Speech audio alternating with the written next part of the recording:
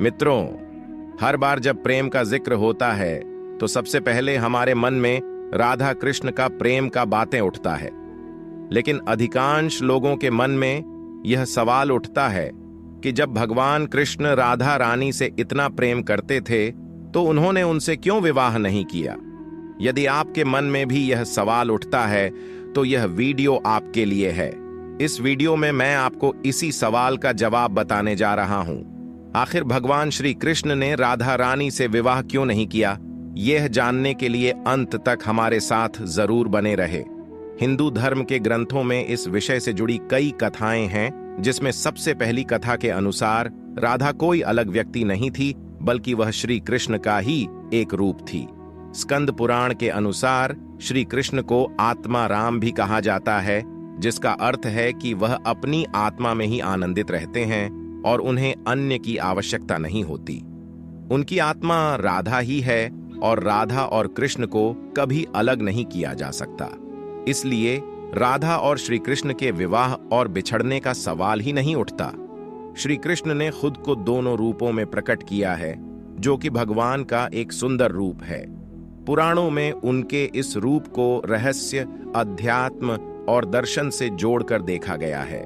ब्रह्मवैवर्त पुराण में वर्णित कथा के अनुसार श्री कृष्ण के साथ राधा गोलोक में निवास करती थीं। एक बार जब उनकी अनुपस्थिति में श्री कृष्ण अपनी दूसरी पत्नी विरजा के साथ घूम रहे थे, तभी राधा आ गई। राधा विरजा पर नाराज होकर उससे रागी हो गईं और वहां से चली गईं। श्री कृष्ण के सेवक और मित्र श्री दामा को राधा का यह व्यवहार ठीक नहीं लगा। उन्होंने राधा को भला बुरा कहना शुरू किया। राधा ने क्रोधित होकर श्री दामा को अगले जन्म में शंखचूड़ नामक राक्षस बनने का श्राप दिया। इसके परिणाम स्वरूप श्री दामा ने भी राधा को पृथ्वी लोक में मनुष्य रूप में जन्म लेते हुए 100 वर्ष तक कृष्ण विच का श्राप दिया। जब राधा को श्राप मिला तो श्री कृष्ण ने उनसे कहा था कि तुम्हारा मनुष्य रूप में जन्म होगा, लेकिन तुम हमेशा मेरे पास ही रहोगी। इसी कारण से राधा और श्री कृष्ण बचपन में एक दूसरे के साथ था। विष्णु जी ने एक बार नारद जी के साथ धोखा दिया था। उन्हें खुद का स्वरूप देने के बजाय वानर का स्वरूप दे दिया था। इससे वे लक्ष्मी जी के स्वयंवर में हंसी का पात्र बन गए और उनके मन में लक्ष्मी जी से विवाह करने की इच्छा ही बनी रही। जब नारद जी को इस छल का पता चला तो वे क्रोधित होकर बैकुंठ पहुंचे और भगवान को बहुत बुरा भला कहा और उन्हें पत्नी वियोग का श्राप दे दिया। नारद जी के श्राप की वजह से रामावतार में भगवान रामचंद्र जी को सीता का वियोग सहना पड़ा और कृष्ण अवतार में देवी राधा का। इसके अतिरिक्त एक और पौराणिक कथा के अनुसार राधा श्री कृष्ण से 5 वर्ष बड़ी थी। जब राधा ने पहली बार श्री कृष्ण को देखा था तो कृष्ण के मां यशोदा ने उन्हें ओखल से बांध दिया था। कुछ लोग कहते हैं कि उन्होंने पहली बार गोकुल में अपने पिता वृषभानु जी के साथ आई थी, जहां श्री कृष्ण को पहली बार देखा था। कुछ विद्वानों का मानना है कि कृष्ण और राधा की पहली मुलाकात संकेत तीर्थ पर हुई थी।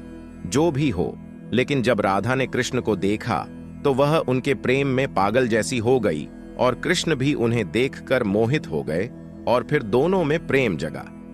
ऐसा माना जाता है कि उसी समय से राधा श्री कृष्ण की मुरली सुनकर उत्साहित होती थीं और वह उनसे मिलने के लिए बाहर निकल जाती थीं।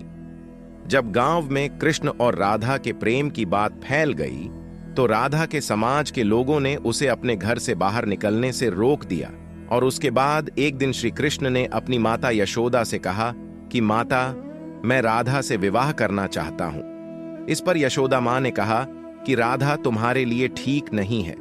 पहला, वह तुमसे 12 साल बड़ी है और दूसरा, उसकी मांगनी रायाण के साथ पहले से ही हो चुकी है और वह कंस की सेना में है जो अभी युद्ध लड़ने गई है। जब वह वापस आएगा तो राधा के साथ उसका विवाह हो जाएगा, इसलिए उसके साथ तुम्हारा विवाह नहीं हो सकता। हम तुम्हारे लिए दूसरी कन्या ढूंढेंगे। लेकिन कृष्ण जिद करने लगे। तब यशोदा ने नंद से कहा, लेकिन कृष्ण ने नंद की भी बात नहीं मानी। इस पर नंद बाबा कृष्ण को गर्ग ऋषि के पास ले गए।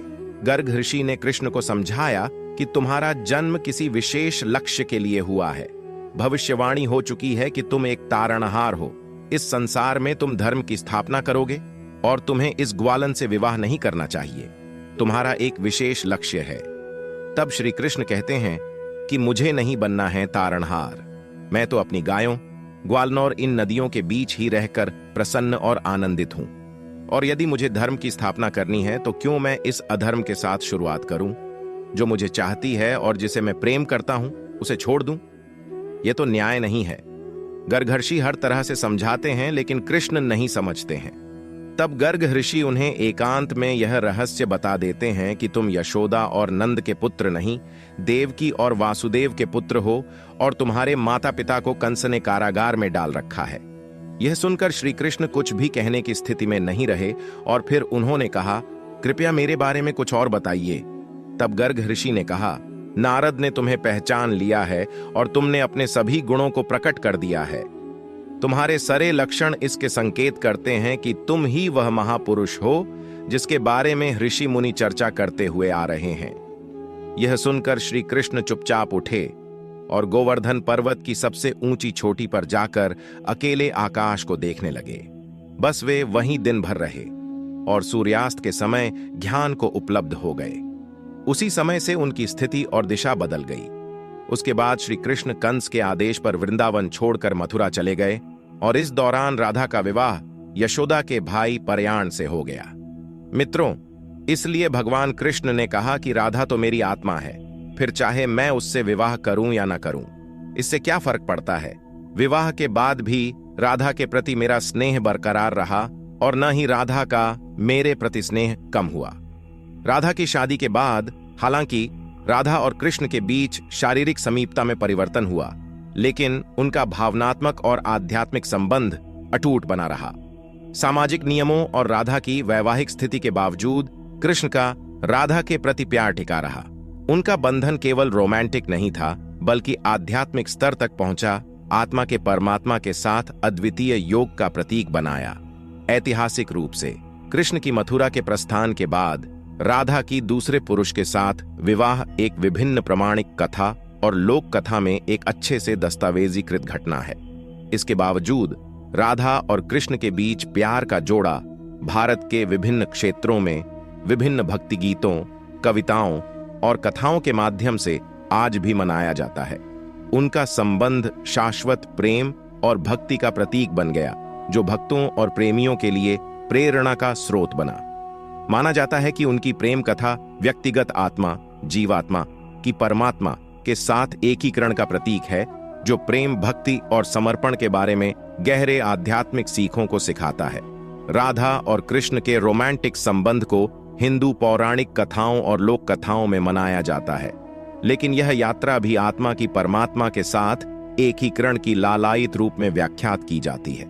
इस प्रकार उनकी कहानी लक्ष्यीय और प्रतीकात्मक दोनों ही महत्वपूर्ण है, जो भारतीय संस्कृति और दर्शन के आध्यात्मिक धार को समृद्ध करती है।